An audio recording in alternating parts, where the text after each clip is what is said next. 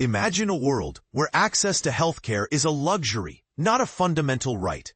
Unfortunately, this is the harsh reality that millions of Americans, particularly in West Virginia, are facing due to the looming federal funding cuts.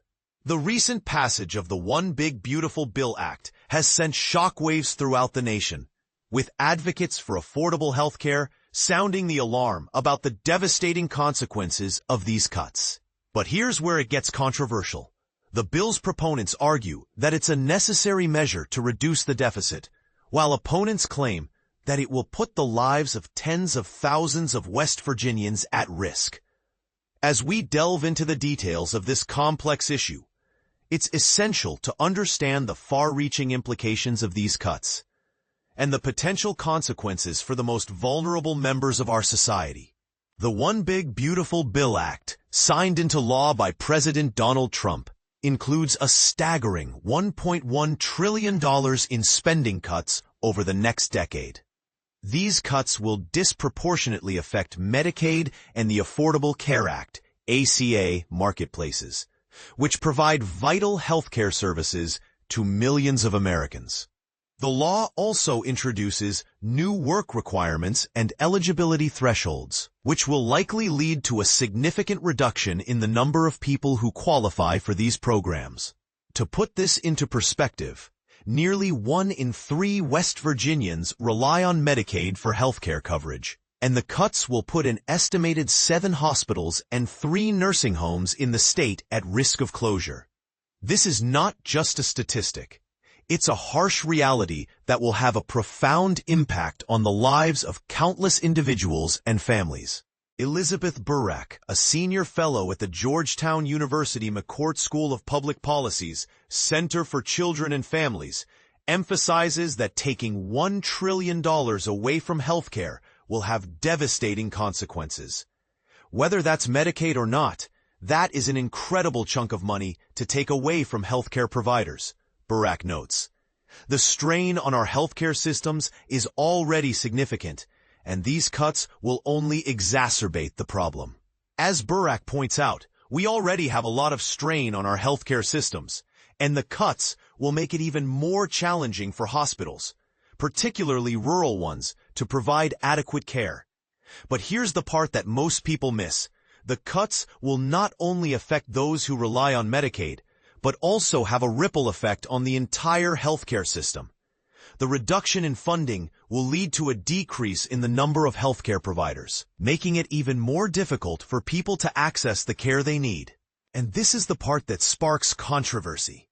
Some argue that the cuts are necessary to reduce the deficit, while others claim that it's a heartless move that will put lives at risk. As we navigate this complex issue, it's essential to consider the human impact of these cuts. Mariah Plant, a child health advocate and engagement coordinator at West Virginians for Affordable Health Care, shares her personal story of caring for her nonverbal autistic brother. Thanks to the West Virginia Intellectual and Developmental Disabilities Waiver Program, Plant is able to care for her brother at home and receive financial assistance. However, she's concerned about the trickle-down effects of the cuts on other supporting services. I have the patience for it, as someone who loves him dearly and knows all of his special quirks and tricks that help get him through the day, Plant says. But someone in a facility who may have a big caseload of patients would never be able to get the same level of care.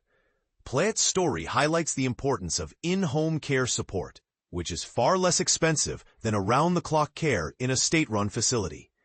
As we move forward, it's crucial to consider the potential consequences of these cuts and the impact they will have on our communities. The time it takes to get to a hospital could be precious, especially in rural areas where specialized care and critical care are already scarce. As Plant so eloquently puts it, when it comes to real precious time, life-death situations, we cannot have bureaucracy and red tape separating people from life-saving care. So, what can we do to address this issue?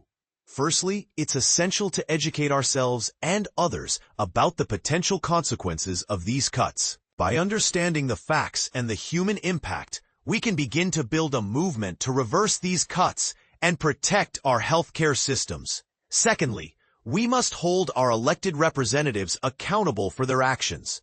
As Jeremy Smith, Program Director for the ACA Navigator Program, notes, it does seem like some of our elected representatives may want to revisit these issues. We must continue to push for change and ensure that our voices are heard. Finally, we must consider the long-term consequences of these cuts and the potential impact on our communities. As Lisa Mowry, CEO of Change Inc., points out, people will lose coverage, not because they no longer qualify, but because they can't keep up with the paperwork or meet some of the other requirements. We must work together to develop strategies to help patients navigate the process and ensure that they receive the care they need. As we conclude, we're left with a thought-provoking question. What is the true cost of these cuts, and who will ultimately bear the burden? Is it worth risking the lives of tens of thousands of West Virginians to reduce the deficit? We invite you to share your thoughts and opinions on this critical issue. Do you think the cuts are necessary, or do you believe they will have devastating consequences? Let's start a conversation and work together to find a solution that prioritizes the health and well-being of our communities.